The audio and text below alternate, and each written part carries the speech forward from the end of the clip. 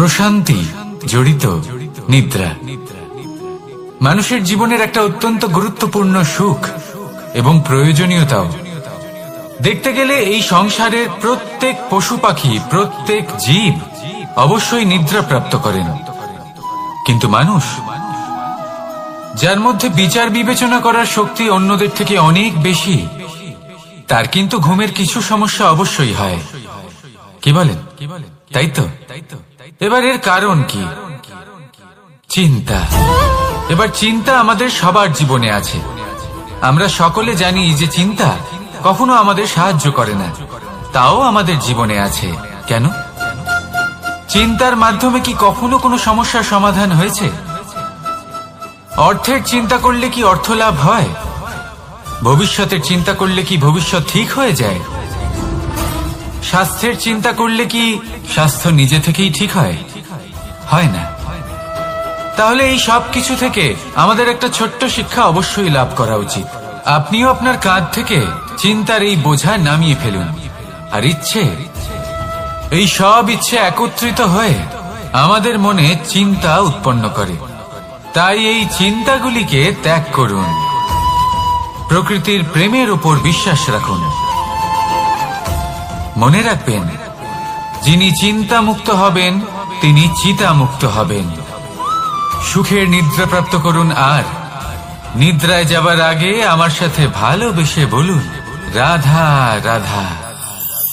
মহাদেব, সেই দেবতা যিনি মহান, যাকে দেবতাদের দেবতা বলা হয়, যিনি হলেন আমার আরাধ্য। কখনো আপনার মনে এই প্রশ্ন এসেছে যে শিবকেই কেন মহাদেব বলা হয়, অন্য কোনো দেবতাকে কেন বলা হয় না? সেই কারণ মহাদেবের মধ্যে, ওনার মধ্যে এমন এক বিশেষ গুণ রয়েছে যা অন্য কারণ নেই। তা হলো নিঃস্বার্থ হয়ে মানুষের সেবা করা। যদি প্রয়োজন পড়ে, যদি সৃষ্টির পথে বিনাশের কালো মেঘ ছেয়ে থাকে, তখন নিজের প্রাণের চিন্তা না করে হলাহল পান করার জন্য প্রস্তুত থাকেন মহাদেব। আর এই অদ্বিতীয় ত্যাগের জন্যই শিবকে মহাদেব বলে ডাকা হয়। এবার যদি কোনো মানুষও নিঃস্বার্থ ভাবনার দ্বারা নিজেকে অর্পণ করে দেয় এই জগতের কল্যাণের জন্য, মানুষের সেবার জন্য, তাহলে তিনিও মহাপুরুষ, মহামানব হতে পারেন। যদি কেউ অভুক্ত থাকেন, তাহলে নিজের থালা থেকে অর্ধেক খাবার তাকে দিয়ে দিন। যদি কেউ অসুস্থ হন, তাহলে তাকে সেবা করার, চিকিৎসা করার চেষ্টা করুন। এই জীবন শুধু নিজের জন্য নয়, অন্যদের প্রতি, সমস্ত সংসারের প্রতি উৎসর্গ করুন। যদি এইসব মানুষ শিখে যান, তাহলে তিনি মহাদেবের পথে অগ্রসর হতে পারেন। যদি মানুষ নিঃস্বার্থ ভাবনার দ্বারা এই সংসারের সেবা করতে শিখে যান, তাহলে তিনি নিশ্চিত রূপে মহামানব অবশ্যই হতে পারবেন। আসুন আমার সাথে ভালোবেসে বলুন, রাধা রাধা। স্বর্ণ, হিরে, মুক্ত, মানিক, এই সব কিছুকে আগে পাথর বলা হতো। তাহলে এমন কি হলো যে এদের রত্ন বলা হয়? আর রত্ন, তা বাস্তবে আসলে কি? এটা হলো সেই পাথর যাকে আগে আগুনের তাপ সহ্য করতে হয়েছে, পরখ করা হয়েছে, যাচাই করা হয়েছে, এদের কাটার চেষ্টা করা হয়েছে, কিন্তু তারা কখনোই নষ্ট হয়নি, বরং তারা আরো উদ্ভাসিত হয়েছে, আরো উজ্জ্বল হয়েছে, এই সংসারে আরো প্রকাশ ছড়িয়ে দিয়েছে। সেই জন্য এরা হলো এত অমূল্য, সেই জন্য এরা হলো বহুমূল্য, সেই জন্য এদের রত্ন বলা হয়। এবার মানুষের কাছেও এই নির্বাচনের অধিকার রয়েছে যে আমরা শুধু পাথর হয়ে থাকব নাকি রত্ন হয়ে থাকব। কিভাবে? আমাদের জীবনেও অনেক সমস্যা রয়েছে, বাধা আছে, বিপত্তি আছে। আমরা সেই বাধার তাপে উত্তপ্ত হই, এই সমস্যা আমাদের কাটার চেষ্টা করে।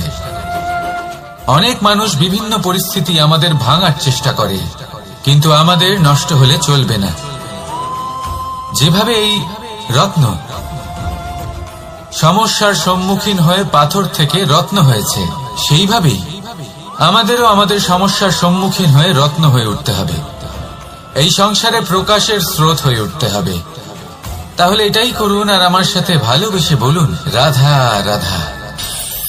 সংসারে সব থেকে বড় শক্তি আসলে কি? কেউ বলবেন শারীরিক শক্তি, কেউ বলবেন অস্ত্রের শক্তি, কেউ বলবেন জ্ঞানের শক্তি।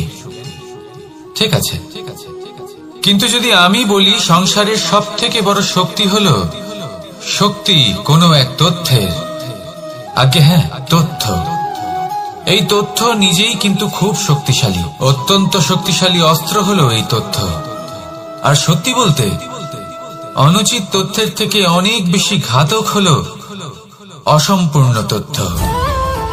যেরকম আজ শাম্ব রুক্মির সাথে করেছে, ওকে অসম্পূর্ণ তথ্য দিয়েছে, তার ফলে বিনাশ হলো।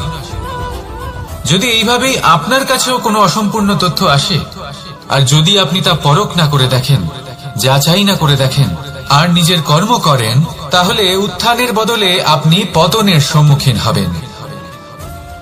বিকাশের বদলে আপনার বিনাশ হয়ে যাবে। মনে রাখবেন একটা অত্যন্ত গুরুত্বপূর্ণ কথা, সঠিক তথ্য পাওয়া সঠিক তথ্য দেওয়ার থেকে অনেক বেশি গুরুত্বপূর্ণ। আশা করি এই কথা আপনি বুঝেছেন। জীবনে যখনই কোনো তথ্য আপনি পাবেন, সেই বিষয়ে ভেবে দেখুন, পরখ করে দেখুন, যাচাই করুন, তারপর নিজের কর্ম করুন। আর আমার সাথে ভালোবেসে বলুন, রাধা রাধা। ধর্ম এবং প্রেম, এই দুই হলো একই মুদ্রার দুই পিঠ। যদি এদের মধ্যে কোনোটা নষ্ট হয়ে যায়, তাহলে দ্বিতীয়টাও থাকে না। কখনো ভেবেছেন এমন কেন হয়? তার জন্য আগে আপনাকে বুঝতে হবে যে ধর্ম আসলে কি। ধর্ম সেটাই যা এই সংসারের প্রত্যেক মানুষকে একে অপরের সাথে সুখ এবং শান্তিতে থাকতে প্রেরণা যোগায়। এই প্রেরণার আধার হলো প্রেম। প্রেম সেটাই যা আপনার মধ্যে অন্য কারোর প্রতি করুণাবোধ জাগিয়ে তোলে, সম্মান জাগিয়ে তোলে। এবার যদি প্রেম চলে যায়, তাহলে সবার আগে বিনাশ হবে সম্মান আর করুণাবোধের। এবার যেখানে না প্রেম রয়েছে, না সম্মান রয়েছে, না করুণা রয়েছে, সেখানে ধর্ম কিভাবে বাস করবে? অশুভ ইচ্ছে জাগ্রত হয়ে ওঠে, ক্রোধ জাগ্রত হয়ে ওঠে, অহংকার জাগ্রত হয়ে ওঠে, আর তারপর আরম্ভ হয় অধর্মের। তাই যা যা ভাবনা আপনার অন্তরে প্রবেশ করছে, করতে দিন, কিন্তু যাই হোক না কেন, এই প্রেমকে নিজের থেকে দূরে যেতে দেবেন না। এই প্রেমকে চিরকাল নিজের কাছে রাখুন, নিজের হৃদয়। আর এই প্রেম ভাব নিয়ে বলুন, রাধা রাধা। মানুষের জীবনে উন্নতি লাভ করার জন্য তিনটি স্তম্ভের প্রয়োজন হয়। প্রথম স্তম্ভ শিক্ষা। এই শিক্ষা আমাদের জ্ঞান প্রদান করে। দ্বিতীয় স্তম্ভ ব্যবসা, যার দ্বারা আমরা ধন উপার্জন করি। তৃতীয় স্তম্ভ হলো আমাদের ঈশ্বর, আমাদের ইষ্ট। এনার সাথে যদি আমরা জুড়ে থাকতে পারি, তাহলে এমন একটা মানসিক বল আপনি লাভ করবেন যেটা এই সংসারে আর কোথাও পাওয়া সম্ভব নয়। কিন্তু মানুষ অনেক সময় জীবনে এই তিনটি স্তম্ভ লাভ করা সত্ত্বেও সামনে অগ্রসর হতে পারেন না। তখনও জীবনে কঠিন পরিস্থিতি আসতেই থাকে। এমনটা ঠিক কেন হয়? কারণ সে জীবনে এই তিনটি স্তম্ভ লাভ করে নেয়, জীবনে প্রয়োগও করে, কিন্তু তার ভিতের কথা সে ভুলেই যায়। যেমন প্রথম স্তম্ভ অর্থাৎ শিক্ষা। এই শিক্ষার আধার হলো শুভ চেতনা। যদি অন্তরে শুভ চেতনা না থাকে, তাহলে এই শিক্ষার কোনো গুরুত্ব থাকে না। দ্বিতীয় স্তম্ভ ব্যবসা। পরিশ্রম করে উপার্জন করতে হবে, এই কথাটা আমরা সবাই জানি এবং সবাই চেষ্টাও করি। কিন্তু ব্যবসা করতে করতে আমরা এটা ভুলে যাই আমাদের ব্যবহার কেমন হয়ে পড়েছে। এই ব্যবহার যদি শুভ হয়, তাহলে আমাদের উপার্জন আস্তে আস্তে একটা স্থির জায়গায় এসে পৌঁছবে। এবং তৃতীয় স্তম্ভ আমাদের ভগবান। যদি ওনার স্মরণে আপনি যেতে চান, তাহলে তার পূর্বে নিজের মা বাবাকে সেবা করুন, তাদের যত্ন করুন, তাদেরকে ভালোবাসুন, কারণ ওনারাই হলেন এই সংসারে আপনার সব থেকে বড় ইষ্ট। তাহলে তিন স্তম্ভের সাথে সাথে তাদের আধারকেও নিজের জীবনে প্রাধান্য দিন। কোনো সমস্যা আসবে না, জীবনে একের পর এক উন্নতি করবেন এবং এই মন প্রসন্ন হয়ে বলবে, রাধা রাধা। সুখ, দুঃখ এবং শক্তি এই তিন হলো এই সংসারের ত্রিদেবের মতো। আমাদের জীবনে যা কিছু ঘটছে এই তিনটির ভিত্তির উপরেই হচ্ছে। আসলে এই সংসারের একটা নিয়ম আছে, যখনই আপনি কিছু লাভ করেন এই সংসার আপনার পরীক্ষা নেয়। এটা জানার জন্য আপনার পরীক্ষা নেয় যে আপনি যা কিছুই লাভ করেছেন আপনি কি আদৌ সেটার যোগ্য কিনা। ঠিক সেইভাবেই এই সুখ, দুঃখ এবং শক্তি আপনার পরীক্ষা নিয়ে থাকে। যখন সুখ আসে তখন সে আপনার পরীক্ষা নেয় যে আপনার মধ্যে অহংবোধ জাগ্রত হয়নি তো। যদি অহংবোধ চলে আসে তাহলে সুখ সেখানেই সঙ্গ ত্যাগ করে। দুঃখ আপনার ধৈর্যের পরীক্ষা নিতে থাকে, আর যদি আপনার মধ্যে ধৈর্য না থাকে তাহলে এটা আপনাকে আরো বেশি দুঃখের গভীর অন্ধকারে ঠেলে দেবে। সেখানে শক্তি পরীক্ষা নেয় আপনার বিনম্রতার। যদি আপনি বিনম্র না হন তাহলে হয় এই শক্তি আপনার সঙ্গ ত্যাগ করবে, নয় এই শক্তি বিনম্রতার অভাবে আপনার পতনের কারণ হতে পারে। এই সংসারে যে কোনো ব্যক্তি যিনি এই পরীক্ষায় উত্তীর্ণ হয়ে থাকেন এই জীবনে তিনি সাফল্য লাভ করেন। আসুন আমার সাথে ভালোবেসে বলুন, রাধা রাধা। ভয়ের সাথে আমরা সবাই পরিচিত, কষ্ট আমরা সবাই পেয়েছি। কখনো কখনো আমরা অসুস্থ হয়ে পড়ি, আর এমন সময় হলে মাতার মমতা, কখনো বাবার স্নেহ, কখনো বন্ধুদের পাশে থাকার অনুভূতি আমাদের রোগ নিরাময়ে সাহায্য করে। কখনো যদি আমরা নিরাশ হয়ে পড়ি তখন যদি আমাদের কোনো আপনজন আমাদের দুটো ভালো কথা বলে তখন আমাদের মনোবল বেড়ে যায়। ঠিক তেমন সংসারের এই রঙ্গমঞ্চে যদি আপনি পীড়িত অনুভব করেন, কিছু শুভ কথা আলোচনা করুন, কিছু স্তুতি গান করুন, কিছু মুহূর্তের জন্য হলেও নিজের ইষ্টদেবের কথা স্মরণ করুন আর প্রার্থনা করুন। সাহস বাড়বে, শক্তিও বৃদ্ধি পাবে এবং সামনে এগিয়ে চলার পথও দেখতে পাবেন। তখন এই মন প্রসন্ন হয়ে বলবে, রাধা রাধা। এই সংসারে কখনো কোনো ব্যক্তিকে তার বাইরের পোশাক দেখে বিচার করার চেষ্টা করবেন না, এটা খুব বড় ভুল করবেন। যেমন আমরা জীবনে অনেক সময় এমন করি, ধরুন কোথাও একটা গাছ দেখলাম, খুব বিশাল আকারের একটা গাছ যেটা মাটির থেকে অনেক উঁচুতে পৌঁছে গেছে, যার বিশাল শাখা আছে। সেগুলো দেখে আমরা ভাবি যে এই গাছে হয়তো কত সুস্বাদু ফল আছে, আমরা সেই গাছের পরিচর্যা করতে থাকি। আবার অন্যদিকে হলো একটি তৃণ যেটা মাটি থেকে কিছুটা উঁচুতে পৌঁছেছে, কিন্তু সেই তৃণর নিচে, মাটির নিচে অত্যন্ত সুস্বাদু ফল বা সবজি জন্ম নেয়, যা আমাদের স্বাস্থ্যের পক্ষে অত্যন্ত উপকারী। সেই জন্য কখনো আবরণ দেখে কাউকে বিচার করতে চেষ্টা করবেন না। তার বদলে এটা বোঝার চেষ্টা করুন যে আপনার সামনে যে ব্যক্তি আছে বা বস্তু আছে তার বিশেষত্ব কি। যদি এই বিশেষত্ব বোঝার ক্ষমতা আপনি অর্জন করেন, যদি এই শিল্প আপনি নিজের ভেতরে জাগ্রত করেন, তাহলে এই সংসারে বিশেষত্ব কি সেটা আপনি জানতে পারবেন। আর এই সমস্ত খেলা দৃষ্টি থেকে নয়, দৃষ্টিভঙ্গি থেকে জন্ম নেয়। দৃষ্টিভঙ্গি সবসময় শুভ রাখুন আর আমার সাথে ভালোবেসে বলুন, রাধা রাধা। যখন আমরা কোনো বনে প্রবেশ করি তখন এই সবুজ ঘাস দেখে, এই কোমল ঘাস দেখে আমাদের মন প্রফুল্ল হয়ে ওঠে। ভিন্ন ভিন্ন প্রজাতির ফুল, ভিন্ন ভিন্ন রঙের ফুল দেখে এই মন আনন্দে ভরে ওঠে। এখানে শিশুরা আনন্দ লাভ করে, বড়রা ভোজন গ্রহণ করেন, কথাবার্তা বলেন, হাঁটাহাঁটি করে বেড়ান। এবার ভেবে দেখুন, যখন এই উপবনের নির্মাণ হয়েছিল সেই সময় যদি এই মাটিকে সঠিকভাবে খনন না করা হতো, যদি তাতে সঠিকভাবে বীজ রোপণ না করা হতো, যদি কোনো সংঘর্ষ না হতো, পরিশ্রম না করা হতো, যদি চলতে চলতে পায়ে কাঁটা না বিঁধে যেত, তাহলে এই সুন্দর বন দেখে আমরা কি এই আনন্দ লাভ করতে পারতাম? কখনোই নয়। ধরুন কোনো নদীর তটে সুন্দর একটি বন আছে, সেই বনের আনন্দ লাভ করতে গেলে আপনাকে সেই নদী পার করতেই হবে।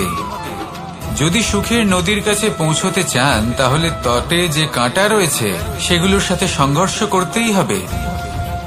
এই সংসারে যদি আপনি সুখ লাভ করতে চান তাহলে সুখ লাভের এই যাত্রা শুরু করতে হবে সংঘর্ষ দ্বারা। তাহলে সংঘর্ষকে স্বাগত জানান, এর পেছনেই সুখ রয়েছে যা আপনার জন্য অপেক্ষা করছে। এবার হাসুন আর আমার সাথে ভালোবেসে বলুন, রাধা রাধা। সংসারে আমাদের জীবনের সবথেকে বড় দোষ কি আপনি জানেন? কেউ বলবেন লোভ, কেউ বলবেন লালসা, কেউ বলবেন অসত্য। দেখুন, দুঃখের মূল কারণ হল পরিশ্রম না করা। কিছু মানুষ ভাবেন যে আমি জীবনে কোনো পরিশ্রম করব না, অথচ আমি সবকিছু প্রাপ্ত করতে চাই। আর এমন এক কারণের জন্যই দূতের মতো খেলা আমাদের জীবনে প্রবেশ করার সুযোগ পায়। দূত, এই দূত আসলে কি? দূত অর্থাৎ কোনো পরিশ্রম ছাড়াই অন্য কেউ পরিশ্রম করে যা অর্জন করেছেন, যে সুখ সুবিধা অর্জন করেছেন, তা নিজের জন্য শুধুমাত্র একটা খেলার মাধ্যমে নিজের করে নেবার ইচ্ছে। আর এই ইচ্ছে অত্যন্ত বিনাশকারী হতে পারে। এই ইচ্ছে যদি আপনার বিবেক, আপনার মন, আপনার চেতনা, আপনার ভাবনা প্রবাহিত করে ফেলে, তারপরে আপনি চেষ্টা করতে শুরু করে দেবেন, আর সেইখান থেকেই আপনার পতন শুরু হবে। এই চেষ্টা করবেন যে অন্য কারোর জীবনের সমস্ত ধন, তার সমস্ত জীবন সম্পূর্ণভাবে নিজের করে নেওয়ার। কারণ প্রথমে আশা জাগ্রত হয়, আর এই আশা হতাশায় পরিণত হতে সময় লাগে না। এই হতাশা কুণ্ঠায় পরিণত হতে সময় লাগে না, কুণ্ঠা লোভে পরিণত হতে সময় লাগে না, আর এই লোভ প্রতিশোধ স্পৃহাতে পরিণত হতে সময় লাগে না। আর যখন এই সব কিছু হয়, আপনি দুষ্ট হয়ে যান। আর সবাই জানেন যে প্রত্যেক দুষ্ট ব্যক্তির পতন হলো অবশ্যম্ভাবী। তাই নিজেকে দূতের থেকে দূরে রাখুন আর পরিশ্রমকে নিজের কাছে টেনে নিন। জীবনে আপনার যা যা স্বপ্ন রয়েছে, যা আপনি করতে চান, শুধুই পরিশ্রম দ্বারা অর্জন করুন। তাহলে তাই করুন আর আমার সাথে ভালোবেসে বলুন, রাধা রাধা। জীবনে কিছু শেখা অত্যন্ত গুরুত্বপূর্ণ। এবার কি কি শিখতে হবে, সেই সব শেখানোর জন্য অনেক শিক্ষক রয়েছেন। কিন্তু কি শিখবেন না আর কি করবেন না, এটা আমাদের নিজের অভিজ্ঞতা দিয়ে শিখতে হয়। কিন্তু তার মানে এটা নয় যে যদি আপনাকে শিখতে হয় যে আগুনের তাপ কতটা, আপনাকে আগুনের মধ্যে হাত দিতে হবে। না, অন্য কারোর অভিজ্ঞতা দ্বারাও শিখতে পারেন। প্রশ্ন শুধুমাত্র একটাই যে আপনি কি শিখতে চান নাকি চান না। যদি আপনি এটাই ভাবেন যে আমি শুধুই নিজের অভিজ্ঞতা দ্বারাই শিখতে চাই, তাহলে জীবনকাল ছোট মনে হবে, অনেক কিছুই শিখতে পারবেন না। তাই নিজের সাথে সাথে বড়দের অভিজ্ঞতা দ্বারাও শেখা শুরু করে দিন। এই সংসারের অভিজ্ঞতা দ্বারা শিখতে শুরু করে দিন। আর এটা নিশ্চিত রূপে শেখা আবশ্যক যে কখন কি করবেন না, কোথায় থামতে হবে আর কোথায় থামবেন না। তাহলে আসুন আর আমার সাথে ভালোবেসে বলুন, রাধা রাধা। ভোজন। এবার ভোজন সংগ্রহ করার জন্য মানুষ কি না করেন, সব সময় চেষ্টা করতে থাকেন। ফসল উৎপাদনের জন্য অনেক পরিশ্রম করতে থাকেন, কিন্তু অনেক সময় অনেক পরিশ্রম করার পরেও ফসল ভালো উৎপাদন হয় না। এর কারণ কি? কারণ হলো এটাই যে আপনি পরিশ্রম হয়তো অনেক করেছেন, কিন্তু আপনার নজর তো সেই বীজের দিকে ছিলই না যা আপনি রোপণ করেছেন। সেই জন্য সব সময় কোনো বীজ রোপণ করার আগে তাকে পরখ করে দেখুন, তা অত্যন্ত আবশ্যক। আর সেইভাবেই যখনই কোনো কর্মের প্রশ্ন আসে, তাহলে সেখানে শুধুমাত্র পরিশ্রম যথেষ্ট নয়। সেই কাজের প্রতি আপনার কর্তব্য কি, আপনার উদ্দেশ্য কি, সেটা জানা হলো অত্যন্ত গুরুত্বপূর্ণ। তাই কর্ম করুন, কিন্তু সেই কর্মের প্রতি আপনার যা উদ্দেশ্য তার মাহাত্ম্য বুঝতে চেষ্টা করুন। তাহলে আসুন আমার সাথে ভালোবেসে বলুন, রাধা রাধা। আমাদের জীবনে যখনই আমরা কোনো বড় দায়িত্বের সম্মুখীন হই তখন আমরা তার থেকে দূরে পালাই, আর এই অজুহাত দিই যে না না, এত বেশি ভার বহন করার যোগ্যতা আমার নেই, আমি করতেই পারবো না। দেখুন, এই সংসারে ভিন্ন ভিন্ন ধরনের গাছ আছে, ছোট গাছ, বড় গাছ, কিন্তু বট গাছের মতো বড় এবং নিবিড় গাছ আর একটাও নেই। সে নিঃস্বার্থভাবে এই সংসারকে সেবা করে যায়, ছায়া প্রদান করে, শীতলতা প্রদান করে। আর যখন এমন সময় আসে যখন তার উপর বোঝা অত্যন্ত বেড়ে যায়, সে কিন্তু কোনোভাবেই ভেঙে পড়ে না। তখন সে নিজের নিঃস্বার্থ কর্মের ফল লাভ করে, সেই নিঃস্বার্থ কর্ম যা সে করেছে। তার দেহ থেকে ছোট ছোট ঝুড়ি বার হয় এবং তা কাণ্ডের আকার ধারণ করে। সেই কাণ্ড মাটির কাছে পৌঁছয় এবং তারপর তা বটগাছের সহায়ক হয়ে ওঠে। সে ভেঙে পড়ে যায় না। এইভাবে আপনিও জীবনে নিঃস্বার্থভাবে সবার সেবা করুন, ভালোবাসুন, সবাইকে সাহায্য করুন। যেদিন আপনার ওপর বোঝা অত্যন্ত বেড়ে যাবে, সেদিন এই সব মানুষ আপনাকে সাহায্য করার জন্য আসবেন, আপনার শক্তি হয়ে উঠবেন, আর আপনি বটগাছের মতোই মহান এবং বিশাল হয়ে উঠবেন। আসুন আর আমার সাথে ভালোবেসে বলুন, রাধা রাধা। মানুষ তার জীবনে দুই ধরনের পরিস্থিতিকে খুব ভয় পায়। এক, কোনো কারণবশত কারোর সামনে নত হওয়া। দুই, কোনো কারণে নিজের চরিত্র থেকে, নিজের মূল্যবোধ থেকে বিচ্যুত হওয়া। এবার কেন হয় এরকম যে কথায় কথায় কারোর সামনে নত হতে হয়? কেন বারংবার নিজের চরিত্র থেকে চ্যুত হতে হয়? এরকম কেন হয়? এটা তখনই হয় যখন আমাদের শিক্ষা এবং মূল্যবোধের অভাব থাকে। যদি মানুষের মধ্যে প্রকৃত শিক্ষা থাকে, তাহলে এই সংসারে কোনো সময় এবং কারোর সামনেই নত হওয়ার কোনো প্রয়োজন নেই। যদি মানুষের মধ্যে মূল্যবোধ থাকে, তাহলে তাকে নিজের মূল্যবোধ বা চরিত্র থেকে বিচ্যুত হতে হয় না, তা সে যাই হয়ে যাক না কেন। কোনো বালককে যদি জন্ম থেকেই সুশিক্ষার অধিকারী করা হয়, শিক্ষিত করা হয়, মূল্যবোধের অধিকারী করা হয়, তবে সে এই সংসারে এমন কর্ম করবে যাতে সে নিজেকে, নিজের পরিবারকে, সমগ্র সমাজকে গর্বিত করতে পারে। শিক্ষা লাভ করুন, মূল্যবোধ লাভ করুন এবং আমার সাথে ভালোবেসে বলুন, রাধা রাধা। আমাদের সকলের জীবনে একটা লক্ষ্য থাকে যেটা আমরা লাভ করতে চাই। ঠিক যেন একটা প্রতিস্পর্ধা বিদ্যমান যে কে সব থেকে আগে নিজের লক্ষ্যে পৌঁছতে পারবে। আর সেই জন্য আমরা সকলেই খুব তাড়াতাড়ি এগোতে চেষ্টা করি, বড় এবং দীর্ঘ পদক্ষেপ ফেলি যাতে তাড়াতাড়ি নিজের লক্ষ্যে পৌঁছতে পারি। কিন্তু এক অত্যন্ত গুরুত্বপূর্ণ বিষয় আছে, সবসময় লক্ষ্য সামনে থাকবে না, কখনো কখনো তা খুঁজতে হয়। এই যাত্রা খুব কঠিন হতে পারে, আর ঠিক এই কারণেই সবসময় দ্রুত গতিতে চলা বা তাড়াতাড়ি পথে চলা সেটা আবশ্যক নয়। তার থেকেও বেশি গুরুত্বপূর্ণ হলো ভেবেচিন্তে তারপর পথ চলা। যদি ভেবেচিন্তে পদক্ষেপ ফেলেন, চলতে পারেন, তাহলে সেটাই সর্বশ্রেষ্ঠ পদক্ষেপ। কখন কোন দিকে যেতে হবে, কখন কোথায় দিক পাল্টানো যাবে না, কখন গতি বেশি রাখতে হবে, কখন কম, কখন থামবো, কখন চলবো, এই সব কিছুর বিষয়ে জ্ঞান অত্যন্ত গুরুত্বপূর্ণ এবং ভেবে চিন্তে চলতেই হবে। সেই জন্য শুধু তীব্র গতিতে সামনে এগোলে চলবে না, ভাবনা চিন্তা করে এগোতে হবে। আসুন আমার সাথে ভালোবেসে বলুন, রাধা রাধা। কখনো কোনো প্রজাপতিকে উড়তে দেখেছেন? কি সুন্দর উড়ে বেড়ায় সে, এক ফুল থেকে অন্য ফুলে, এক পাতা থেকে অন্য পাতার উপর। কিন্তু সে কিভাবে উড়তে শেখে কখনো ভেবেছেন? জন্ম থেকেই কিন্তু প্রজাপতির ডানা থাকে না, ও কিন্তু ছোট্ট একটা ডিমের আকারে জন্ম লাভ করে। তারপর সেই ডিমটি ভেঙে একটি কীট বাইরে আসে। আস্তে আস্তে সে বড় হয়, ওর শক্তি বৃদ্ধি পায়। তারপর সে সেই কীট দশা ত্যাগ করে নিজের ডানাগুলি মেলে। এই প্রক্রিয়া তার কাছে সরল নয়, অত্যন্ত যন্ত্রণাদায়ক প্রক্রিয়া। কিন্তু সে সেই যন্ত্রণা মেনে নেয়, আর তারপর আস্তে আস্তে সে উড়তে শেখে। শুধুমাত্র আকাশে উড়ে বেড়ায় তা নয়, আমাদের মনের মাঝে উড়ে বেড়ায়।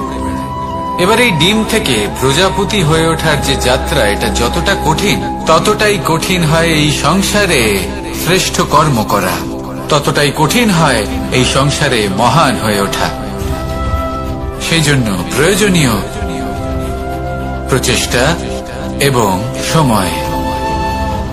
নিরন্তর প্রচেষ্টা করতে থাকুন, পর্যাপ্ত সময় নিন, এবং আপনি নিজেকে এই আকাশে উড়ন্ত অবস্থায় পাবেন। আসুন আমার সাথে ভালোবেসে বলুন, রাধা রাধা। পায়েস হলো আমার বিশেষ প্রিয়। এর মধুর স্বাদ মনকে প্রফুল্ল করে তোলে। ছোটবেলায় মা আমার জন্য পায়েস বানাতেন এবং আমাকে বলতেন যে গরম থাকতে থাকতে খেয়ে নে কানাই, ঠান্ডা হয়ে গেলে ভালো লাগবে না। কিন্তু আমিও দুষ্টু ছিলাম, ঠান্ডা হওয়া পর্যন্ত অপেক্ষা করতাম, আর ঠান্ডা হয়ে যাওয়ার পরে মার কাছে যেতাম আর ওনাকে বলতাম যে মা, পায়েস তো ঠান্ডা হয়ে গেছে, এটা গরম করে দিন। তখন মা হাসতেন আর বলতেন যে পায়েস না হয় আমি আবার গরম করে দেব কানাই, কিন্তু এর মধুর স্বাদ, সেই মিষ্টত্ব, সেই সুবাস, সেটা আবার ফিরে আসবে না। কথাটা সত্যি, আর এই সত্যটাই আমাদেরও জীবনের সত্য। আমাদের জীবনের মধুর সম্পর্কগুলি, এতে যখন কটুভাব প্রবেশ করে তখন সেই মিষ্টত্ব ফিরিয়ে আনা প্রায় অসম্ভব ব্যাপার হয়ে যায়। আপনি চেষ্টা করে সেই সম্পর্ক ঠিক করতেই পারবেন, তার জন্য অগাধ পরিশ্রম করতে হবে, কিন্তু আবার সেই মিষ্টত্ব কখনো ফিরে আসবে না। সেই জন্য আপনার জীবনের যে মধুর সম্পর্ক আছে, যতটা সম্ভব চেষ্টা করুন তাতে মিষ্টত্ব বজায় রাখতে। কটুভাব আসতে দেবেন না। আসুন আর আমার সাথে মধুর স্বরে বলুন, রাধা রাধা। শব্দ, শব্দ আসলে কি? শুধুই কয়েকটি অক্ষরের সমষ্টি, নাকি আমাদের বাণী? এই শব্দ এমন এক শক্তি যা কাউকেই নিজের বশবর্তী করে ফেলতে পারে। শব্দ এমন এক অস্ত্র যা কাউকে ক্ষত বিক্ষত করে দিতে পারে। এই শব্দ হলো একটি নাদ স্বরূপ যা কোনো ঘুমন্ত ব্যক্তিকেও জাগিয়ে তুলতে পারে এবং নিজের লক্ষ্যের দিকে অগ্রসর করতে পারে। শব্দে এত শক্তি আছে যে কারোর মনে এতটা আঘাত দিতে পারে যে সে হয়তো জীবনে আর কখনো এগোতেই পারল না। তাহলে এই শব্দের প্রয়োগ খুব ভেবেচিন্তে করবেন। এবং এই শব্দের মতোই হলো নীরবতা। অনেক সময় এই নীরবতা আমাদের সহায়ক হয়ে ওঠে, অনেক সময় এটা আমাদের অনুশোচনাকে অনেক বেশি বাড়িয়ে তুলতে পারে। ভীষ্ম পিতামহ, অঙ্গরাজ কর্ণ, যখন দ্রৌপদীর বস্ত্রহরণ হচ্ছিল তখন এনারা নীরব ছিলেন। দুর্যোধনের বিরোধিতা করেননি, ওকে বাধা দেননি। আর তারপর কি হলো সেটা আপনারা সকলে জানেন। দেখতে গেলে নীরবতা চুপ করে থাকা, কিন্তু যদি কোনো দুষ্টের সামনে চুপ করে থাকেন, যদি তার বিরোধিতা না করতে পারেন, তাহলে এই নীরবতাই অনেক বড় পাপের আকার ধারণ করে। মনে রাখবেন আর আমার সাথে ভালোবেসে বলবেন, রাধা রাধা। আভূষণ, কার না ভালো লাগে এই আভূষণ? আমরা পরিশ্রম করি, ধন অর্জন করি, আর আভূষণ কিনে থাকি, কখনো নিজের জন্য, কখনো বা তাদের জন্য যাকে আমরা ভালোবাসি, বা তাদের জন্য যাকে আমরা সম্মান করি। হয়তো সেই জন্যই সীতা চূড়ামণি ধারণ করেছিলেন এবং আমি সামন্তকমণি। কিন্তু এটাই কি সেই প্রকৃত আভূষণ যা আপনার মূল্য বৃদ্ধি করে? না। শ্রীরামের আভূষণ হলো ওনার নম্র ভদ্র ব্যবহার। মাতা সীতার আভূষণ হলো ওনার সততা, ওনার নিষ্ঠা, ওনার ত্যাগ। অর্জুনের আভূষণ ছিল ওনার একাগ্রতা। রাধার আভূষণ ওনার প্রেম। এই আভূষণ কোথাও নেই, আপনার মনে আছে। যদি আপনার মনে মিষ্টতা থাকে, তা শান্ত হয়, তাতে সততা থাকে, নিষ্ঠা থাকে এবং প্রেম থাকে, তাহলে আপনার অন্য আর কোনো আভূষণের কোনো প্রয়োজন নেই। আপনি যতই ভিড়ের মাঝে থাকুন, আপনার ঔজ্জ্বল্য চোখে পড়বে। আসুন আর আমার সাথে ভালোবেসে বলুন, রাধা রাধা। এই সংসারের সব থেকে বড় সত্যি হলো জন্ম এবং মৃত্যু, কিন্তু আরো বড় একটা সত্য আছে, মিত্র এবং শত্রু, যা আমাদের সকলের জীবনে থাকে। মিত্র সে যে আমাদের সঙ্গ দেয় এবং সংসারের সব থেকে উঁচু শিখরে আমাদের নিয়ে যায়, এবং শত্রু সে যে যে কোনো মুহূর্তে যে কোনো শিখর থেকে আমাদের নিচে ফেলে দিতে পারে। এবার বিচিত্র ব্যাপার হলো এটাই যে আমরা নিজেরাই এদের সাথে নিয়ে চলি, নিজেরাই এদের পালন করি। তা কি করে? প্রথমে বুঝুন এই মিত্র এবং শত্রু কারা। আপনার নিজের মন, আর কেউ নয়। এই মনই হলো মিত্র যখন তাতে ভারসাম্য বজায় থাকে, তা নিয়ন্ত্রিত থাকে, তা পবিত্র হয়। কিন্তু যদি এই মন অনিয়ন্ত্রিত হয়ে পড়ে, যদি আপনাকে সে নিয়ন্ত্রণ করতে শুরু করে, তখন সেই আপনার সব থেকে বড় শত্রু হয়। সেই জন্য এই মনের ওপর নিয়ন্ত্রণ রাখতে শিখুন, এতে ভারসাম্য বজায় রাখতে শিখুন। তাহলে আপনি এমন এক বন্ধুকে পাবেন যে আপনাকে এই সংসারের শিখরে পৌঁছে দেবে।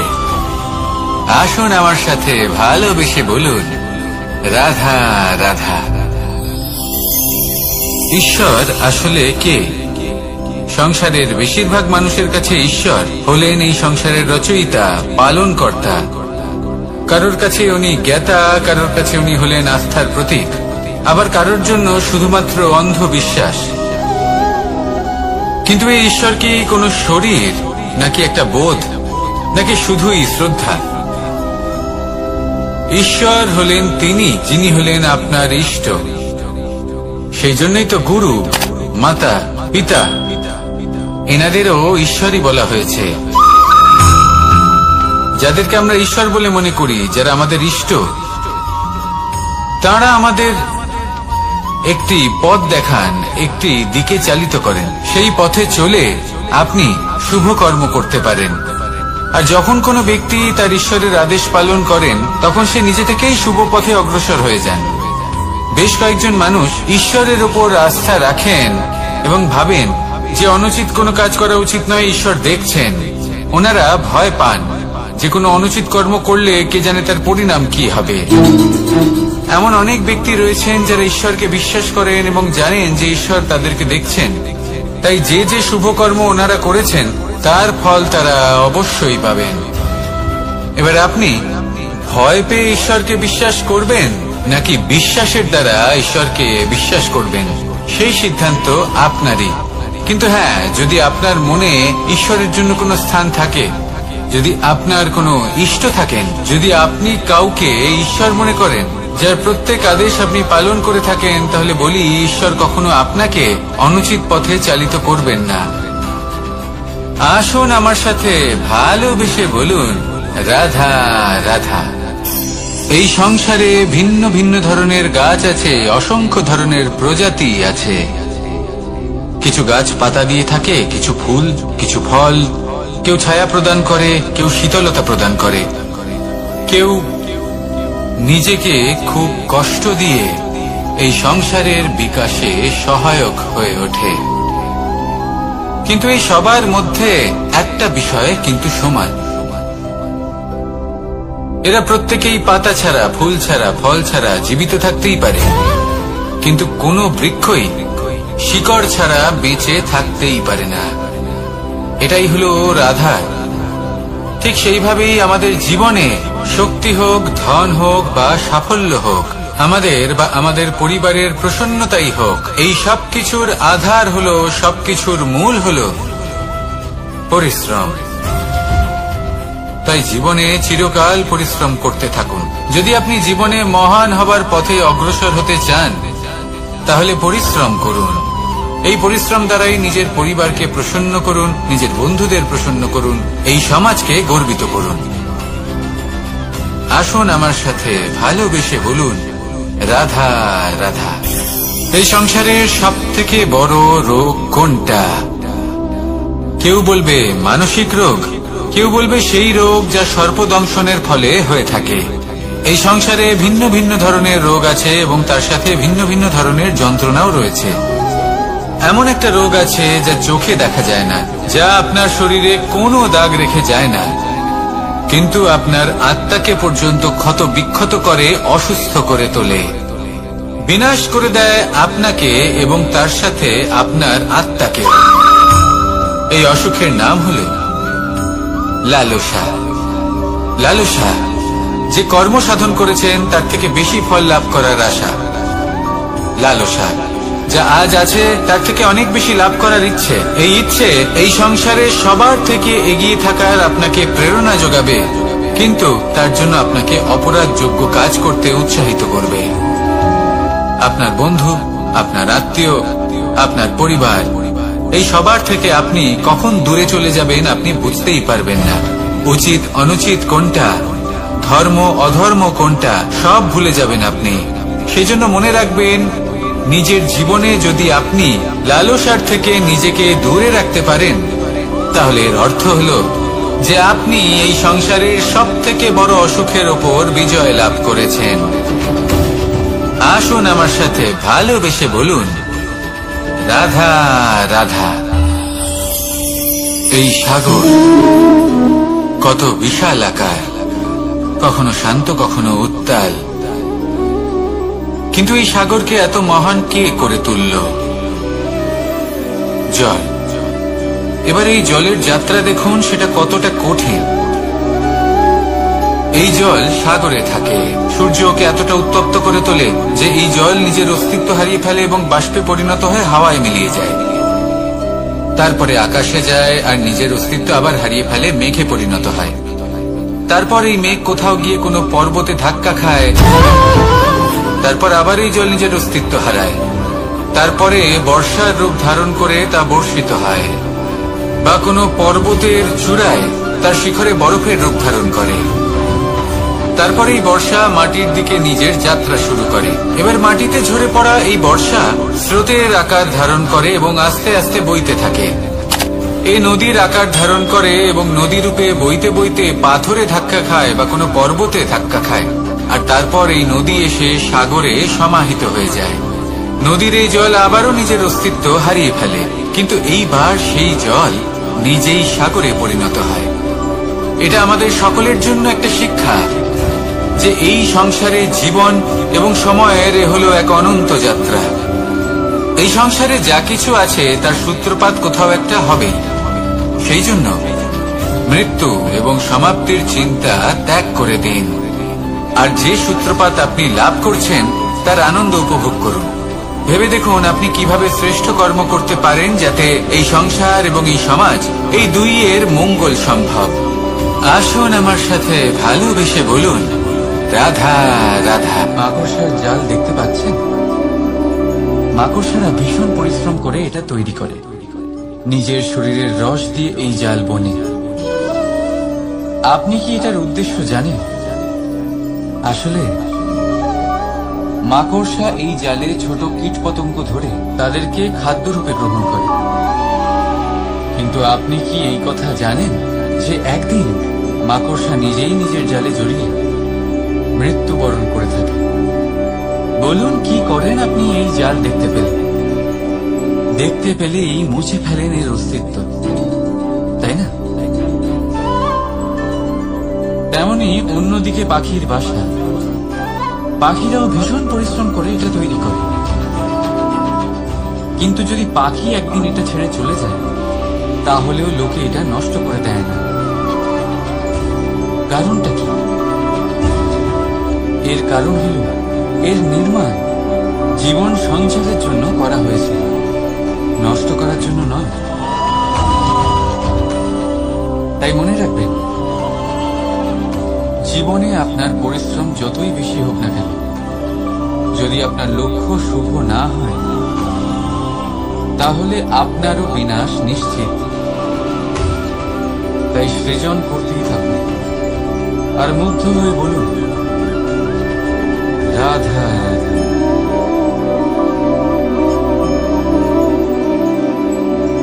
আপনার কি মনে হয় আমি কি করছি? আপনি বলবেন আমি প্রদীপ জ্বালাচ্ছি, সঠিক। কিন্তু প্রশ্ন হচ্ছে যে আমি কি আপনাকে বলেছি যে একে প্রদীপ বলা হয়? না। এই প্রদীপ কি নিজেই নিজের পরিচয় আপনাকে দিয়েছে? না। তাহলে আপনি কি করে জানলেন যে একে প্রদীপ বলা হয়? উত্তর হচ্ছে, করবে যে লোকে আপনাকে প্রদীপ ভেবে ভালোবাসবে নাকি সাপ ভেবে ভীত হয়ে যাবে। রাধা রাধা। সময় কত বিচিত্র হয়। সময় আমাদের পক্ষে থাকলে আমরা নিজেদের রাজা মনে করি, আর সেই সময় যদি বিপক্ষে চলে যায় তাহলে নিঃস্ব হতে সময় লাগে না। তাই মানুষের একটা অভ্যেস আছে, খারাপ সময়ের জন্য কিছু সঞ্চয় করা। আত্মীয়, বন্ধু খারাপ সময় পাশ থেকে সরে যায়। যশ, মান প্রতিকূল সময় চিরস্থায়ী হয় না। তাই মানুষ মনে করে অর্থ সঞ্চয় করাই শ্রেয়। অর্থের কোনো হৃদয় নেই যা সময়ের সাথে পরিবর্তিত হবে। সংসার বলে সর্বদা অর্থ সঞ্চয় করতে থাকুন। খারাপ সময় অবশ্যই কাজে লাগবে, কিন্তু আমি বলবো শুভ কর্ম করতে থাকুন, আনন্দে থাকুন, নিজের ওপর আর ঈশ্বরের ওপরে বিশ্বাস রাখুন। খারাপ সময় কখনো আসবেই। রাধা রাধা। প্রকৃতি মানুষকে এক বিশেষ শক্তি দিয়েছে, অন্য জীবের থেকে বেশি শক্তি দিয়েছে। স্মরণ শক্তি। এই শক্তি মানুষকে অন্য জীবের থেকে ভিন্ন করে, ইতিহাস রচনা করার প্রেরণা দেয়, জ্ঞানকে বংশানুক্রমে এগিয়েও নিয়ে যায়। আর যারা ভুলে যায়, অধিকাংশ সময় তারা উপহাস আর দয়ার পাত্র হয়ে যায়। কিন্তু এটাই কি প্রকৃত রূপে সত্য? না। এই স্মরণ শক্তি মানুষের বিকাশের সব থেকে বড় বাধা হয়ে দাঁড়ায়, তার মনকে দূষিত করে দেয়। খারাপ অভিজ্ঞতা, কারোর করা বিশ্বাসঘাতকতা, কারোর কটাক্ষ বেশিরভাগ মানুষই ভুলতে পারেন না। রাধা রাধা।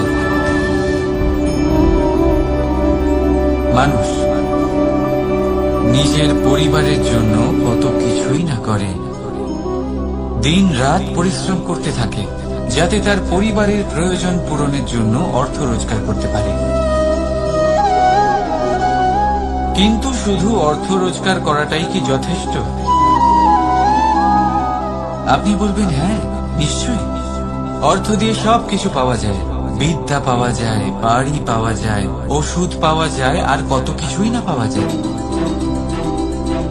এইসব একটা পর্যায় পর্যন্ত সঠিক, কিন্তু একটু মন দিয়ে ভেবে দেখুন, যখন কোনো শিশু অসুস্থ হয়ে পড়ে তখন সে ওই তিক্ত ওষুধ কেন খেয়ে নেয়?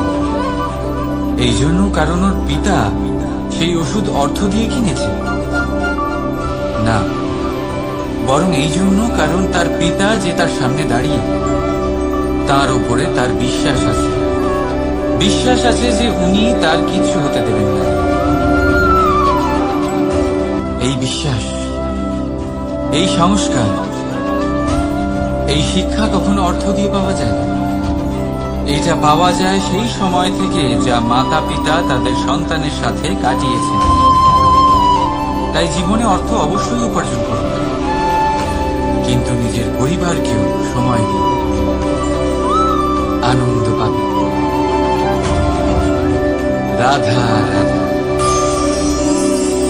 বিরোধিতা এমন এক শব্দ যা শুনে আমরা সবাই ভয় পেতে থাকি। যদি কেউ আমাদের বিরোধিতা করে তা আমাদের সহ্য হয় না। আমরাও কারোর বিরোধিতা করে কোনো শত্রুতা করতে চাই না।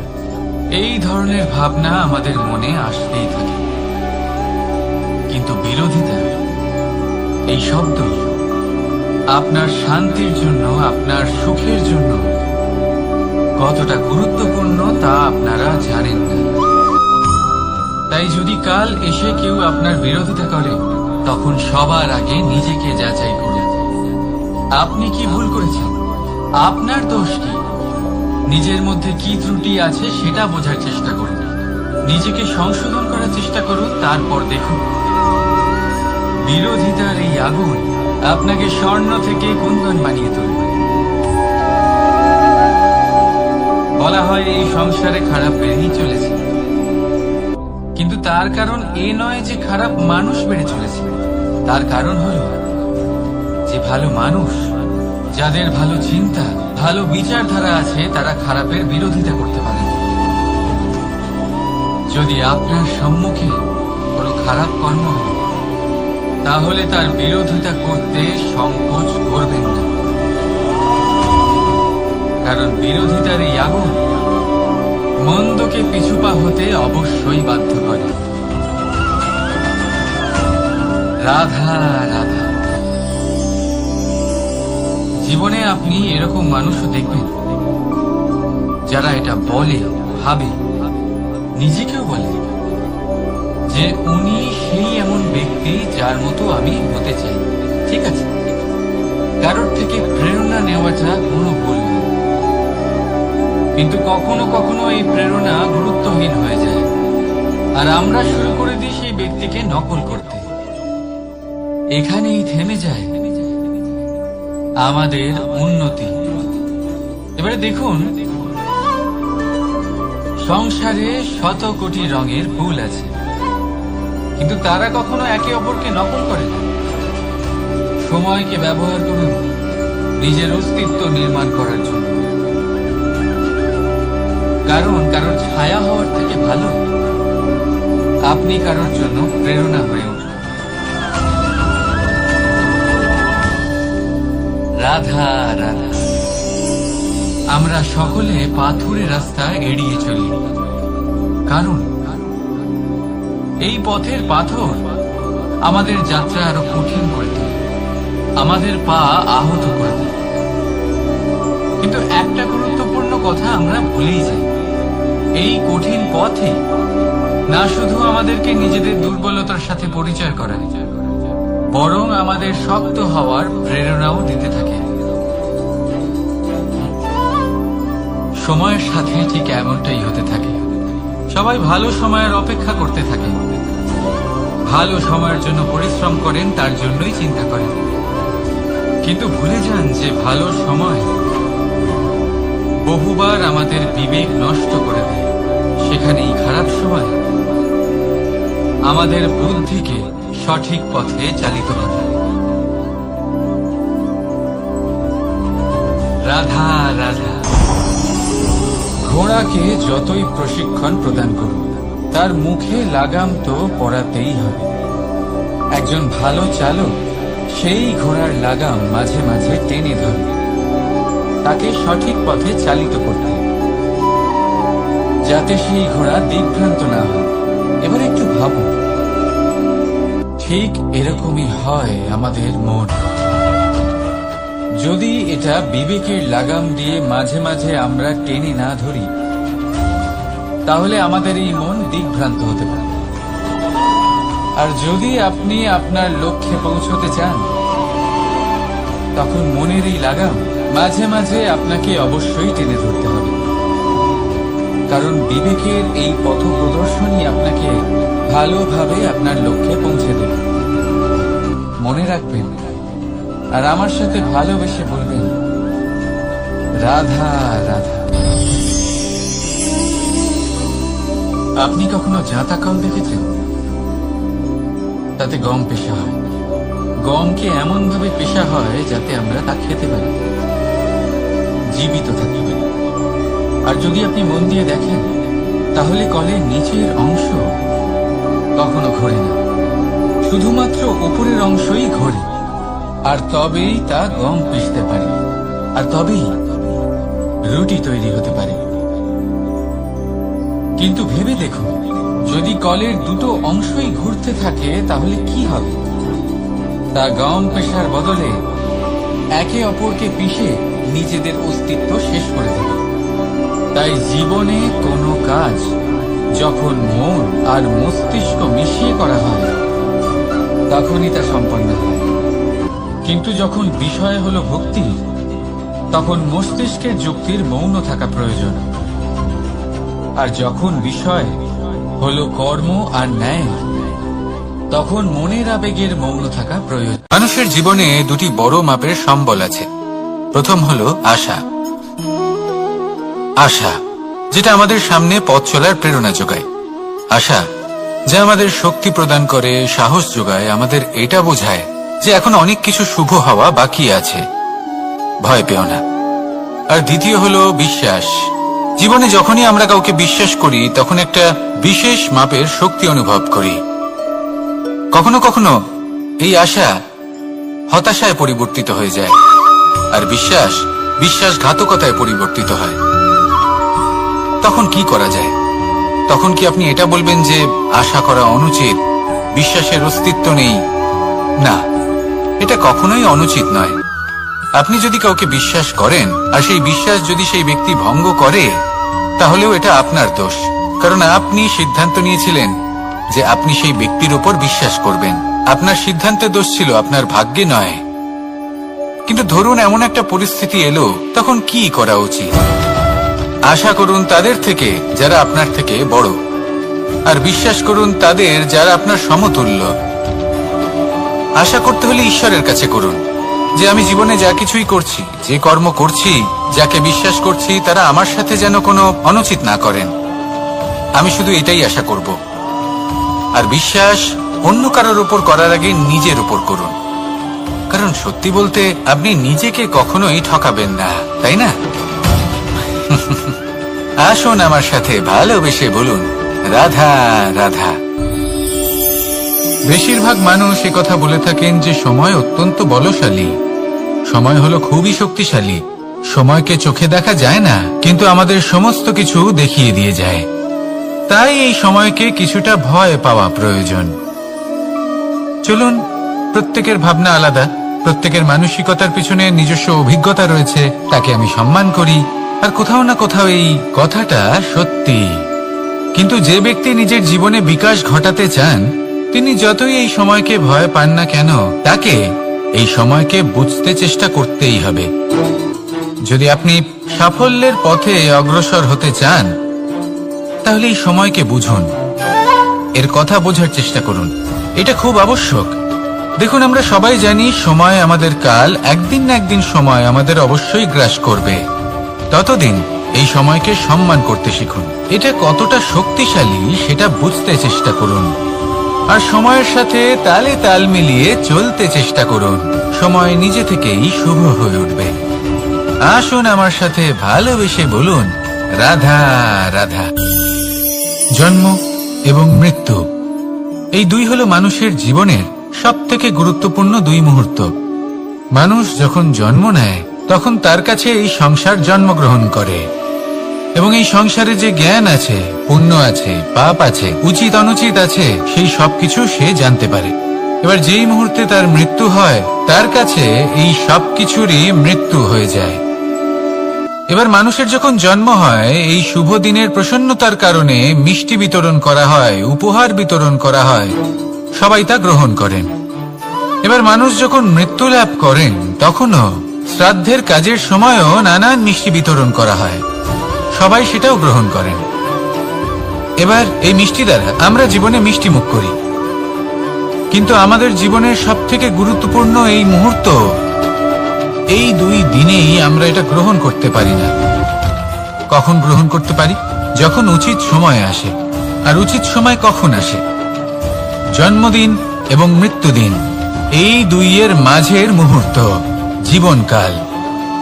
এই জীবনকালেই আপনি মিষ্টি খেতে পারেন, সুস্বাদু ব্যঞ্জন খেতে পারেন, শ্রেষ্ঠ কর্ম করতে পারেন, পুণ্য করতে পারেন, এই সংসারকে প্রেরিত করতে পারেন। তাই এই জীবনকালকে ব্যর্থ হতে দেবেন না। এই সময় অত্যন্ত শ্রেষ্ঠ কর্ম করুন, মহান হয়ে উঠুন, আর আমার সাথে ভালোবেসে বলুন রাধা রাধা। প্রেম অত্যন্ত পবিত্র অনুভূতি, শুদ্ধ অনুভূতি। কোনো অশুভ মানুষের হৃদয় পরিবর্তন করার ক্ষমতা রাখে, তাদের মনেও করুণা জাগ্রত করার ক্ষমতা রাখে। কিন্তু কিছু মানুষ এমন আছেন, কিছু পরিস্থিতি, কিছু মুহূর্ত এমন আসে যখন প্রেমে শান্ত থাকা যায় না। ভালোবেসে কিছু বোঝানোর জন্য আমি যুদ্ধ থেকে পালিয়েছিলাম। আমাকে যুদ্ধবিমুখ বলা হয়েছিল, কিন্তু তখনও যখন জরাসন্ধ বুঝতে পারল না, তখন ওকে দুটুকরো করে সমাপ্ত করতে হলো। প্রেমপূর্বক মৈত্রীর প্রস্তাব নিয়ে আমি হস্তিনাপুরে গিয়েছিলাম, কিন্তু যখন দুর্যোধনের অশুভ বুদ্ধি এটা বুঝতে পারল না, তখন আমাকে মহাভারত রচনা করতে হলো। ভালোবেসে এই সংসারের জন্য আমি বাঁশি বাজাই, কিন্তু এমন কিছু মানুষ আছেন যারা প্রেমের ভাষা বুঝতে পারেন না। তাদের হাত থেকে এই সংসারে যে ভালোবাসা আছে তাকে রক্ষা করার জন্য আমাকে হাতে সুদর্শন চক্র তুলে নিতে হলো। এই সংসারে ভালোবাসা গুরুত্বপূর্ণ। এই সংসারকে যদি ভালোবাসা দিয়ে ভরিয়ে তুলতে পারেন, এই সংসার একটু বেশি সুন্দর হয়ে উঠবে, চারিদিকে প্রসন্নতা ছেয়ে যাবে। কিন্তু যখন এমন একটা সময় আসে যখন ভালোবাসা সংকটে পড়ে যায় আর তাকে রক্ষা করা অনিবার্য হয়ে পড়ে, তাহলে যদি তার জন্য কঠোর হতে হয় সেটা হন, যদি হাতে অস্ত্র তুলে নিতে হয় তা তুলে নিন। এই ভালোবাসাকে সুরক্ষিত রাখা প্রয়োজনীয়। আসুন আমার সাথে ভালোবেসে বলুন, রাধা রাধা। এই বৃহৎ বৃক্ষকে দেখুন, অত্যন্ত শক্তিশালী বৃক্ষ। এটা সবারই প্রিয়, তা সে ছোট হোক বা বড়, বৃদ্ধ হোক বা জোয়ান, সবাই ভালোবাসে এই বৃক্ষকে। আর সত্যি বলতে এই বৃক্ষ সবাইকে সেবা করে, সবাইকে ফল দান করে, সবাইকে ছায়া প্রদান করে। দূর থেকে দেখে মনে হয় এর কোনো পরিচর্যার প্রয়োজনই নেই, কিন্তু একজন কুশল মালী এইভাবে ভাবেন না। তিনি সময় অন্তরে খুব খুঁটিয়ে এই গাছ নিরীক্ষণ করেন, দেখতে থাকেন। যদি কোনো এমন শাখা থাকে যা রোগগ্রস্ত, তাহলে সেটা কেটে আলাদা করে দেন। যদি এমন কোনো শাখা থাকে যা মৃত, তাহলে সেটা আলাদা করে দেন। আর এইভাবে উপযুক্ত দেখাশোনা করার কারণেই এই বৃক্ষ এইভাবে সুস্থ হয়ে থাকে, সতেজ হয়ে থাকে, সবার সেবা করতে থাকে। আপনাকেও নিজের সাথে সেটাই করতে হবে। নিজের জন্য আপনাকে একজন কুশল মালী হয়ে উঠতে হবে, রক্ষা করতে হবে নিজের শরীরের, নিজের মনের। আপনার শরীর যদি রোগগ্রস্ত হয়ে পড়ে, তাহলে ওষুধ গ্রহণ করতে হবে। যদি এই মন কোনো এক কারণে বিচলিত হয়ে পড়ে, তাহলে তার থেকে নিজেকে মুক্ত করতে হবে।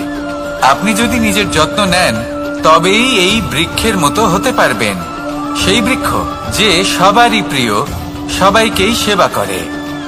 আসুন আমার সাথে ভালোবেসে বলুন, রাধা রাধা।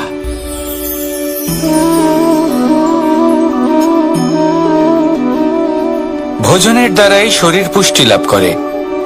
ছোটবেলা থেকে আজ পর্যন্ত যাই আপনার ভোজন হয়ে থাকুক, যাই আপনার আহার হয়ে থাকুক, সেই অনুসারেই আপনার শরীর গঠিত হয়েছে। এই ভোজন অত্যন্ত গুরুত্বপূর্ণ, সেই জন্য এর প্রত্যেক অংশকে বোঝা খুব আবশ্যক। প্রথম অংশ, যে আমরা কি গ্রহণ করছি, এই ভোজন কোন স্থান থেকে আসছে সেটা বুঝুন। দ্বিতীয় অংশ, ভোজন কে বানাচ্ছেন।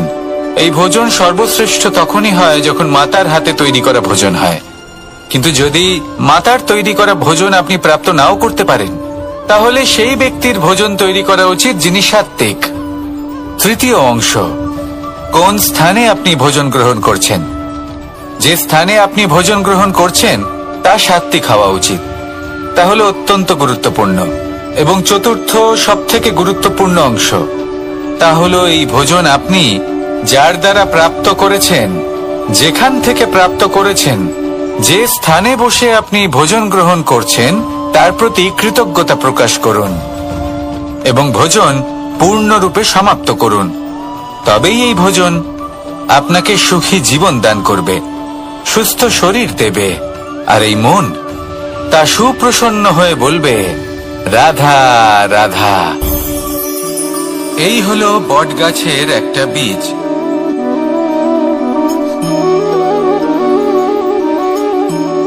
চলুন এটা রোপণ করা যাক, একটু জল দেওয়া যাক। এবার এখানে একটা বিশাল বটবৃক্ষ উৎপন্ন হবে, কিন্তু কিভাবে? এতে কে সাহায্য করবে? এটা সম্ভব কে করে দেখাবে? প্রকৃতি। আগে হ্যাঁ, এই সংসারে যা কিছু উৎপন্ন হয়, যা কিছু নষ্ট হয়, তার জন্য প্রকৃতি দায়ী হন। এই প্রকৃতির কারণেই তো রৌদ্র আসে, প্রকৃতির কারণেই বৃষ্টি হয়, জল পাওয়া যায়। তার কারণেই এই বটের বীজ তা এক বিশাল বটবৃক্ষে পরিণত হবে। কিন্তু একজন মানুষকে দেখুন, মানুষ বলবে এই বৃক্ষে আমার অধিকার রয়েছে। কেন? কারণ আমি এই বীজ বপন করেছি। এবার সমস্ত কাজ প্রকৃতি করবে আর সমস্ত শ্রেয় মানুষ নিয়ে যাবে। এটা কি উচিত? কখনোই নয়। এবার এর উত্তর প্রকৃতিতেই লুকোনো আছে। কখনো কোনো পাখিও এই বীজ রোপণ করে, সেখানে বৃক্ষ উৎপন্ন হয়, তাতে ফল আসে, সেই পাখি সেই ফল খায়, কিন্তু সেখানকার বাকি পাখি এবং প্রাণীদের সেই ফল খেতে বারণ করে না। সেই বৃক্ষের উপর নিজের অধিকার প্রমাণ করতে চেষ্টা করে না, সবার মধ্যে ভাগ করে দেয়। আর এটাই আমাদেরও করা উচিত। যা প্রকৃতি থেকে আসছে তা আবার প্রকৃতিতেই ফিরে যেতে দিন। এটা অত্যন্ত প্রয়োজনীয়। পাখিদের মতো হতে চেষ্টা করুন, তবেই আপনার এই মন আকাশে উড়তে থাকবে আর সুপ্রসন্ন হয়ে বলবে, রাধা রাধা। কোকিলের ডাক শুনে আমার মন প্রফুল্ল হয়ে ওঠে। কোকিল হলো আমার অত্যন্ত প্রিয়। এরকমই আরো একটা পাখি আছে, কাক। একদিকে কাক, অন্যদিকে কোকিল। এদের মধ্যে বেশি পার্থক্য নেই, কিন্তু কোকিলের কণ্ঠ শুনে সবার মন প্রফুল্ল হয়ে ওঠে। কোকিল যখন সামনে আসে তখন মন শান্ত হয়ে যায়, যখন কাক সামনে আসে তখন মানুষ দূরে পালিয়ে যায়। এমন কেন হয়? কারণ হলো বাণী। কোকিলের বাণী অত্যন্ত মিষ্টি, অত্যন্ত মধুর। সেখানেই কাকের বাণী অত্যন্ত কর্কশ শোনায়, আর কর্কশ বাণী শোনা কেউ পছন্দ করেন না। আপনি নিজেকে জিজ্ঞেস করুন, কোনো ব্যক্তি আপনার সাথে কথা বললে তার বাণী মধুর হলে আপনার ভালো লাগে, আর যদি কর্কশ হয় তার থেকে দূরে চলে যেতে ইচ্ছে করে। তাই নিজের বাণীও এইভাবেই মধুর রাখুন, মিষ্টি রাখুন। এ আমারও খুব প্রিয়। আর এটা তখন হয় যখন মনে প্রেম থাকে। মনের মধ্যে প্রেম জাগ্রত করুন, বাণী নিজে থেকেই মধুর হয়ে যাবে। আর কৃষ্ণ নিজে থেকে আপনার কাছে আসবে আর আপনার সাথে বলবে, কি রাধা রাধা। এটা হলো ধান গাছ। এর থেকে যে চাল উৎপন্ন হয় তা মানুষ গ্রহণ করেন। আর এটা কি? এ হলো জংলি ঘাস। একবার ভেবে দেখুন, যদি এই জংলি ঘাস ধান গাছের আশেপাশে থাকে তাহলে কি হবে? ধান উৎপন্ন হতে পারবে? তা উৎকৃষ্ট হতে পারবে? আমরা কি তা গ্রহণ করতে পারবো? কখনোই নয়। এই জংলি ঘাস ধানকে নষ্ট করে দেবে, কিন্তু নিজে জীবিত থাকবে। এটাই হলো আজকের শিক্ষা। এই সংসারে যদি আপনি নীতির পথে চলতে চান, উচিত কর্ম করতে চান, সংসারকে সেবা করতে চান, তাহলে জংলি ঘাসের মতো ব্যক্তিদের থেকে সবসময় দূরে থাকতে হবে। সেই ব্যক্তি যারা দুর্নীতি এবং মিথ্যা দ্বারা পরিপূর্ণ, যাদের ব্যবহার অশুভ, যাদের অনেক অশুভ গুণ রয়েছে, তারা সঠিক নয়। সেই সকল ব্যক্তি যাদের চরিত্র অত্যন্ত দুষ্ট হয়, তারা হয় শুভ চরিত্রের ব্যক্তিকে একদম নষ্ট করে দেয়, নয় নিজের মতো বানিয়ে তোলে।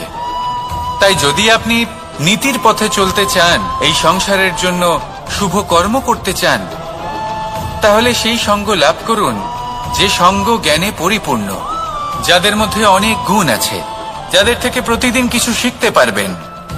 এমন ব্যক্তির সাথে জীবন অতিবাহিত করুন। দুরাচারীদের থেকে দূরে থাকুন। তবেই এই মন প্রসন্ন হয়ে বলবে, রাধা রাধা। প্রত্যেক প্রাণী ভালোভাবে জীবন যাপন করতে চান, এটা তাদের স্বভাবে আছে এবং ভাবাটা অনুচিত নয়। কিন্তু একটা ভালো জীবনের গুরুত্বপূর্ণ অংশ কোনটা? বসবাসের স্থান। সেই স্থান যেখানে আমরা জীবন অতিবাহিত করি। এবার মানুষ ভাবতে পারেন যে একটা ভালো বাসস্থানের অর্থ কি?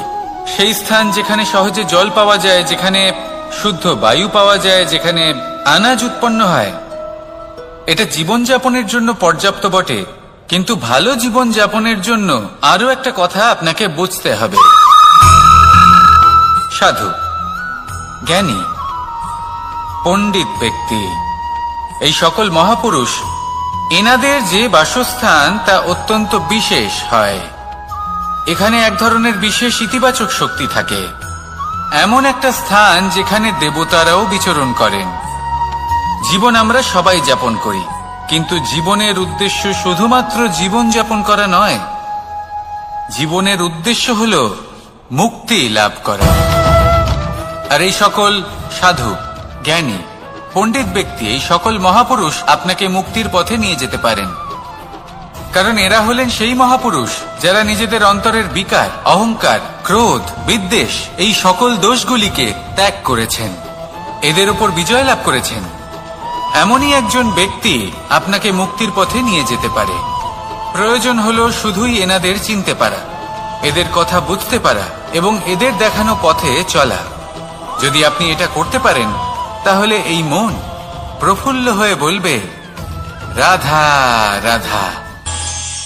আমরা যখনই কোনো গাছের চারা রোপণ করি, তখন সবার আগে পরীক্ষা করে দেখি যে যেখানে আমরা চারা রোপণ করতে চলেছি সেখানকার মাটি আদৌ উর্বর কিনা, সেই মাটি সেই চারাকে বাড়তে সাহায্য করবে কিনা।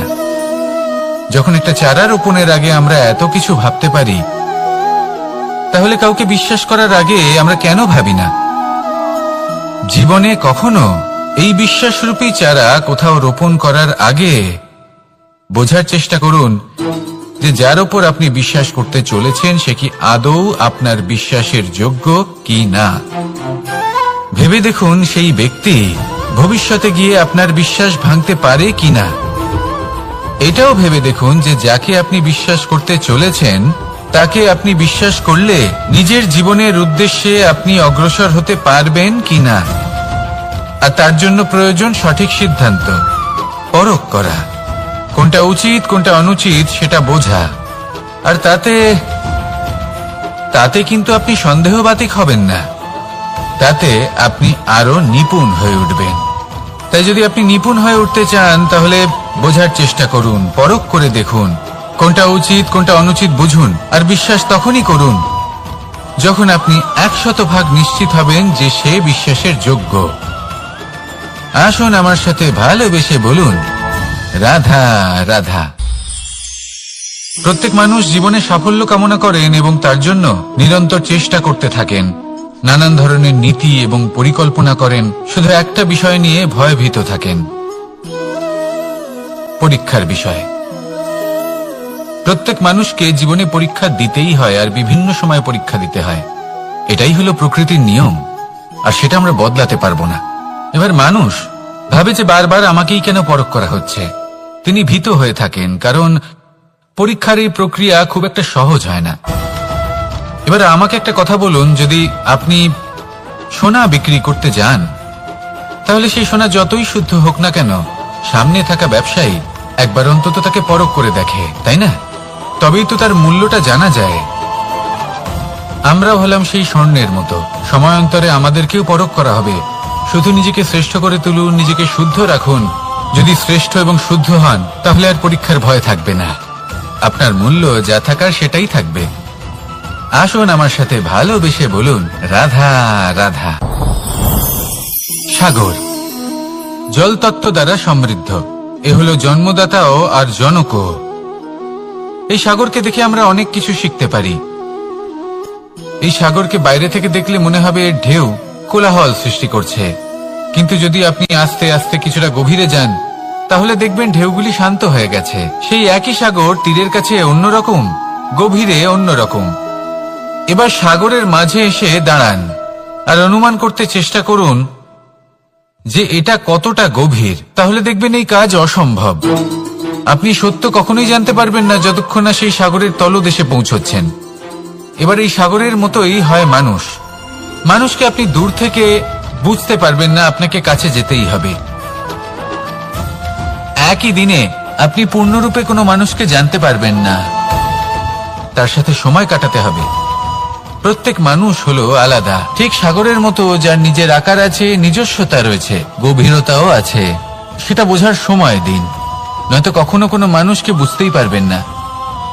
আসুন আমার সাথে ভালোবেসে বলুন, রাধা রাধা। আমাদের এই জীবন, তাতে এই যে সময় চক্র, তা তিনটি ভাগে বিভক্ত। এক হলো অতীতকাল, ফেলে আসা অতীত, তারপরে আসে বর্তমান, এখনকার এই মুহূর্ত, আর তারপর আসে আগামীকাল অর্থাৎ ভবিষ্যৎ। এবার এখানে সবথেকে গুরুত্বপূর্ণ হলো অতীতকাল, ভবিষ্যৎকাল, ফেলে আসা অতীত এবং আগামী সময়। কেন? কারণ এই দুইয়ের উপর নির্ভর করছে যে আপনি বর্তমানে কি করতে চলেছেন। শুধু প্রয়োজন হলো সঠিক দৃষ্টিভঙ্গির। অতীতকালকে যদি আপনি একটি দৃষ্টিভঙ্গি থেকে দেখেন, তাহলে অতীতকালে আপনি দুঃখও দেখতে পাবেন, যন্ত্রণাও দেখতে পাবেন। অন্য কোনো দৃষ্টিভঙ্গি থেকে দেখলে আপনি অতীতকাল থেকে শিক্ষাও লাভ করবেন। এবার এই শিক্ষা অনুসারেই বর্তমানে কর্ম করা উচিত। এবং যদি ভবিষ্যতের কথা বলি, তাহলে বলবো ভবিষ্যতের কথা ভেবে আপনি আজ অবশ্যই চিন্তিত হতে পারেন। অন্য একটি দৃষ্টিভঙ্গি থেকে দেখলে এই ভবিষ্যতেই আপনি একটি লক্ষ্য, একটি উদ্দেশ্য দেখতে পাবেন, যে আপনি কি করতে চান, কি লাভ করতে চান। এবার সেই অনুসারে বর্তমানে কর্ম করা উচিত, ভবিষ্যৎ এবং অতীতকাল অনুসারে। এভাবেই যদি জীবনে কর্ম করতে থাকেন, আপনার এই বর্তমানের দিনগুলো আপনি একটু নতুন ভাবে বাঁচতে পারবেন।